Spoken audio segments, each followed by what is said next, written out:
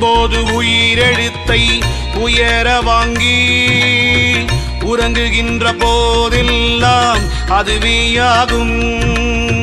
பெண்ணின் பால் இந்திரியம் விடும்போதெல்லாம் பேணிவலம் மேல் நோக்கி அவத்தில் நில்லு.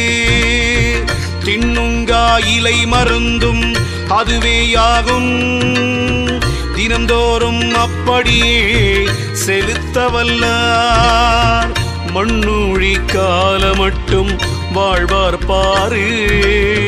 மரலிகையில் அகப்படவும் மாட்டார்தானே.